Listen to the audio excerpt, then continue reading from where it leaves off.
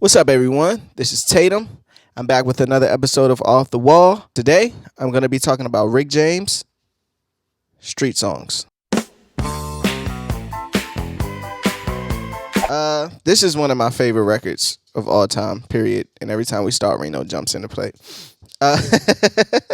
Uh, Rick James is one of my like old school favorite artists. I remember when I was younger, like in my late teens, I like went on a binge just when like illegal downloading was at an all time high, and I just like got a torrent and download all of his like discography and just went through it and see what I liked and what I didn't like. And Street Songs to me is his magnum opus. It's his Thriller. It's his Purple Rain. It's whatever that artist has that classic album that just, if you're like, you should listen to some Rick James. What should I listen to? I'm gonna tell you Street Songs because it's flawless. It sums up everything. It's his most successful album. And oddly, when I'm filming this today, it's Rick James' birthday. So I thought it was great just to celebrate him on his birthday. Also, it's the first day of Black History Month, so it all fell together. The inside, just a black and white cover sleeve. Has the lyrics also for each song, and the cover itself is just classic. Him with the guitar with the red boots, the cop holding off the prostitute in the back, and then you flip it over, he's holding off Rick James, like searching him and things of that nature. So I just wanted to touch on a few things on the album, talk about my favorite moments of the album, the highlights to me, and just give it his flowers and, things of that nature. So let's get into it. Street Songs is Rick James' fifth album. It dropped in 1981. Around the time, like, Rick James was on fire, bro. From what I read, obviously, I wasn't born till 9 years later. From the research I did and went back, like, to me, it seemed like Rick James, he had full creative control over this album. And, rightfully so. He kind of, like, I may be speaking out of turn here, but he, like, kind of saved Motown. Like, he was writing hits for everybody. He brought the Temptations back, Smokey, and, like, the kind of vibe that he brought to Motown was different from the vibe that we were used to from Motown. Like, not just the soulful love songs. He was talking about some real things. And he left Los Angeles to make this album and went back to his home of East Buffalo, which was the title is Street Songs, and everything about it embodies. To me, it's like this album is just painting the black experience in the inner cities to me. Like, from the cover to the songs that I'm going to get into to just him. Like, to me, Rick James is our black rock star.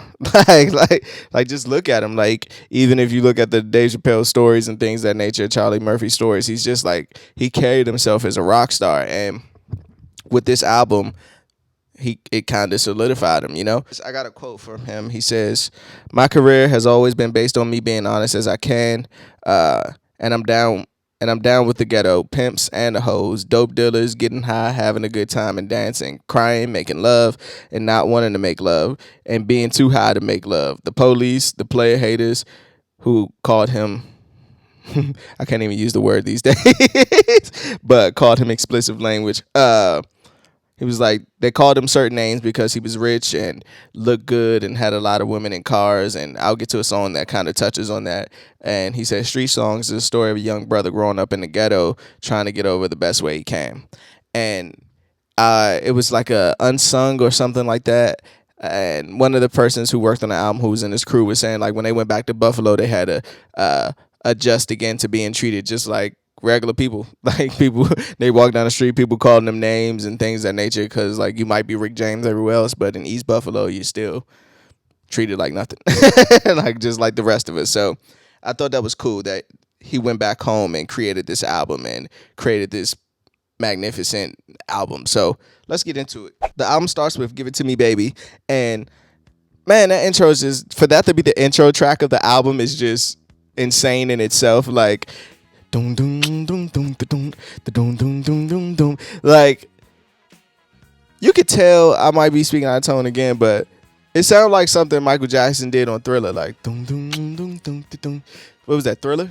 Like the actual song, like dum dum dum dum, that bass line, like it's just start an album with that groove and just that funk. And again, this album is just like a precious funk rock album to me. Like everything about it is just funky and rock star level. Like, so to start the album off with Give It To Me Baby, and I just love Give It To Me Baby, not just for the fact that it's just dope, but the fact that I love songs that have like that call and response kind of thing. And I wish I couldn't find the footage anymore, but when I was younger, back when YouTube was less restrictive, I guess, for lack of better words, you could find all these like behind the scenes videos and just videos of artists. And it was a clip of Rick James in the studio recording this album and making this album that I can't find anymore. Like, I wish it was still there. Maybe they wiped the internet of everything. But just to see the making of this album and how he had a bunch of people packed into the studio and just he wrote it, produced it, and just to come from a black man's mind, all this greatness is just dope. But the intro, Give It To Me Baby, classic record, one of Rick James's staple songs, probably still gets played today at karaoke's. Like, and it just remind me of like, damn, imagine being in a club when Give It To Me Baby dropped. Like, that had to been like just magic, cocaine everywhere. Or Give It To Me Baby. I just love the way how he starts his verses, and like the last one, he was like, when I was high as the sky, out all night just dancing, you said let's go home. And then I have Tina Marie in the background. Like, she's like the unspoken jewel of this whole album with all the background vocals she did, and just her presence being there, and how he was grooming her to be like this great artist. And just what was the first verse? When I came home last night, you wouldn't even make love to me. You went fast asleep. You wouldn't even talk to me. Like, just his flow on there is just, the story he was painting is just, like he said, he wanted to make an album for every scenario that was going on in the inner cities. And I think with the 8 tracks on the album, I think he did that. That's one of the things I loved about old albums. Like, they didn't give you so many records to burn the album out. It was like 8 records, 10 records, and those records were just, it gave time for those records to be classic and to give you time to just perfect those records. And look at like Rick James with I'm sorry to go back to the cover, but Rick James with the plaits, like with like just that whole wig hairdo is just rock star in itself. So I'm sorry, but Give It To Me Baby is a classic record. It's not much I can say about that. To go into Ghetto Life, that's probably one of my favorites on the album. I just love the story that he paints of just the ghetto, and just he's putting it over these like funky beats that you wouldn't even expect that story to be painted on.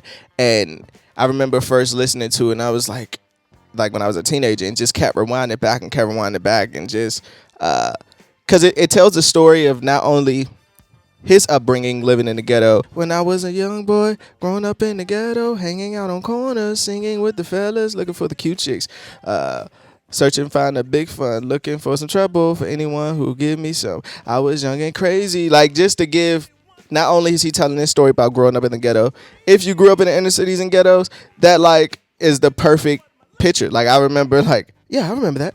Like, I went through that kind of thing too. I remember those people in the corner. I just remember all that. It was like he was speaking to me, and I'm pretty sure I was reading like this article of just like people talking about the album, and it was like Ice Cube talking about the album, and he was saying that all the gangsters was listening to this album. Like all the dope boys was listening to this album, like, and it was odd. He thought Rick James was like, you know, a hardcore badass as well. Like, look at the cover, but it was like just him dressed like that is not the kind of visual that usually like in the ghetto people would like cling towards. But the stories he was telling and the music that he was telling it over, it was like, this is me. Like, I live all these scenarios. He was painting, like, he really accomplished what he said he was trying to do. But Ghetto Life is just one of those records that for me is just, even the saxophone at the end, the girls in the background, like just singing behind him, and then he hits that long running like Ghetto Life. Like, you could tell he was just in the vibe and just going for it, and have the Temptations on it, and just the story is just amazing, man. Like, it's one of my favorites on the album. Make Love to Me, the dope part about Rick James, well, this album is that like he'll give you "Give It to Me," he'll give you "Ghetto Life," and then the next song will be like this love making record that also fits within the narrative of just inner cities and ghetto life. Like, all right, we selling drugs and we killing, blah blah blah. We getting harassed by the police, but we still want to make love to our women, and women want to still make love to their man. And it was like it was perfect to put right there in the album, because it gives me that old.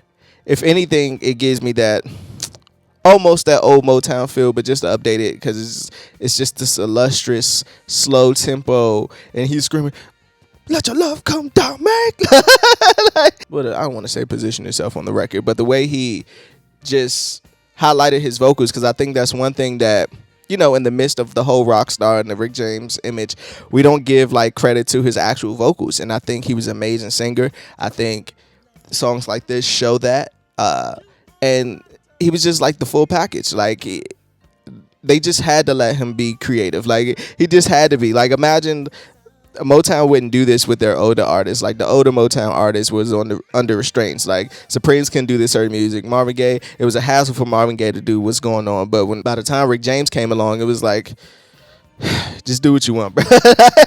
Like, you got it. Mr. Policeman, another favorite of mine. Just how that song could relate to today is amazing, and it's also a shame at the same time. Policeman harassing the people in the inner cities just for no reason. Why you shoot my good friend down? He was just having fun.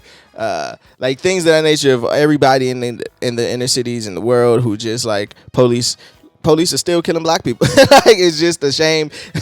Funny, it's a shame, it's a disgrace, but every time you show your face, somebody dies. For that to still be ringing off today and still prevalent today is just like, you can't even, it's hard to put into words. And even to have Tina Marie singing in the background, like, no, no, no, no, no, no, no, no. And it's like, I'd rather be your father than to be the police. And then she behind them singing, the police. I'd rather be a rock and roll singer than to be the police. Like, and then that breakdown of just, dun, dun, dun, dun, dun, dun, dun, dun, dun. But every time you show your face, somebody dies, man. And then to have like the radio scanner in the middle of the song, and then he does the police shoot somebody, and he's like, "You shot my friend down, down, down, down." Like, it comes like this blues record in a way that's just, it's just amazing, man. The things that you could do when you have the ability to just be creative in the open range to create what you want to create, and just to speak to people. Like, if he made this album in staying in LA, he probably wouldn't be able to make these records. But I think like being back in Buffalo and walking the inner cities and seeing all the places you grew up that still hasn't changed, and it's still people strung out on drugs, it's still prostitutes, that's just a testament of his greatness and his writing. Oh, Super Freak. Super Freak, probably another song that's probably the most popular song on the album. He said the song was inspired by the lifestyle I was living. He said to him, a freak was an uninhibited woman. It wasn't meant for a bad connotation. It was complimentary, just being sexually open and not constricted. So I thought that was cool, just to give that background. And, you know, he also went on to say that the song itself was a bitter pill to swallow, because at the time, you know, he was trying to get the video played on MTV, and they wasn't really playing black people. And then, you know, they went on to play Prince and Mike, and he said it was a bitter pill to swallow, because not so much many years later, the MC Hammer song comes out. What is it? Not Too Legit. Can't Touch This. The MC Hammer song Can't Touch This comes out, and it blows up on MTV and things of that nature. And he was like, he said, "I'll be lying if I sat here and said it wasn't a bitter pill to swallow." He said he beat them at their own game in the long run, because they played the F out of MC Hammer, and it's like playing Rick James. I own that shit. So whether it's me or him, I don't give a shit. The checks are still the same. Like, that's just some real rock star shit. But you wouldn't play my record. And even at the time, the videos that he shot for Give It To Me and Super Freak, they were like, man, they just depicted him as a rock star. Every time I see those videos, like, oh man, this guy was just living. like he was just living. And the fact that I'm pretty sure those videos match the same criteria of David Bowie or any other rock star they were playing at the time on MTV. And it's just, you know, it's crazy to look back at things and see like, damn, we couldn't even get a video play, and Rick James made Super Freak, and we were making some of the biggest music in the world at the time, and we still couldn't get our videos played on these platforms.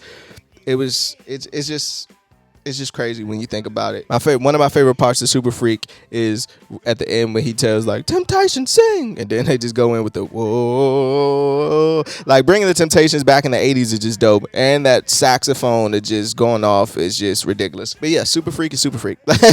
Another karaoke probably classic that's being played right now in some place that's not quarantine. Next song is Fire and Desire. And that's probably my top 3 favorite songs of all time of any genre. Every time I hear that song is just magic. Just everything about it. It's not your typical record. Like it starts off with him talking and he's explaining like how he runs into his old fling, and then he like, you know, I'm in a new relationship now and blah blah blah, and then he busts out his English like, remember when I used to like, and then he describes like his old player ways and things of that nature, and then it just breaks down again, and then they talk, and then Tina Marie comes in with like stealing the show vocals. I always say like she washed them on there, but it's a funny wash. But like she just comes in and just steals the show, essentially singing the same lyrics that he did, but just in a whole nother tone, and gives it a whole nother life and from a woman's perspective, and just everything about that. And then they come together at the end and just one of those classic duets to me. It's one of my, like I said, it's one of my favorite songs of all time. Top 3. I don't think it's a lot of songs that's can top that. Also, that song wasn't even a single, but it took off at radio. Like that, it was never released as a single, but took off on R&B radio, just to show you how powerful and great that record was. Just amazing work, man. Another piece on the album that just made it amazing. We go into Call Me Up, which is cool. We go in, and the last song is Below the Funk, Past the Joint. And that song really just sums up him going back to Buffalo for me. The gossip been so tragic, they call me a faggot, and me and all my women laugh at it. Like, he's showing you how he was treated when he went back home, and how people viewed him for, like I said again, for dressing like this, and they thought we're calling him all kind of slurs and things of that nature. But he still, like, it inspired him to make this record. And he's like, man, I ain't worried about that. I'm making all this money. I got all these women. I'm making some of the best music ever. It's nothing they could do past the joint. I just love his cockiness and just rock star mentality. This shit is just, like I said, true rock star, man. Let's get into my favorite songs. I'm gonna go with Fire and Desire, Ghetto Life, and Give It To Me, Baby. Worst song, I'm gonna go with Call Me Up. There's nothing wrong with that song. It's just one of the ones I always skip over, and I just always skip over it. Favorite line is when he says, one thing about the ghetto, you don't have to hurry. It'll be there tomorrow, so brother, don't you worry. Ghetto life. And every time he sings that, I'm like, yep, that's exactly how it is. It's always going to be there no matter what. Yeah. Wow. To wrap this up, though, Street Songs, like I said, is one of my favorite albums. I'm glad to have in my collection. Rick James is one of my favorite artists, a true black rock star. And I just don't think he gets the credit he deserved. Yeah, everybody knows Rick James bitch and things of that nature from the Chappelle Show, but his music is just amazing, man. And you know, it being his birthday, he deserves his flowers and recognition and everything he gets, because he made it. It's a masterpiece, man. And it's not the only masterpiece in his discography, but it's probably number 1. And I just gotta show, I like to give my legends their recognition, man, like especially when they're not here. And Rick James is just a fucking rock star, bro. Like every time I see him, I just see a fucking, damn, you're just so fucking dope. Like, you living life the way you want to live it. You ain't got no restraints, whether that was like detrimental to his overall character or not. It's just that something to admire, that being a black man in the United States and just doing what the fuck you want to do, man. And like, don't care about the consequences and just living your life to the fullest, because we're all not going to be here all day and all the time. So live this bitch up while you can. And I think Rick James is a total testament to that. Yeah, that's pretty much. So I'm Tatum. This is Rick James Street Songs. It's time to put this record back on my wall.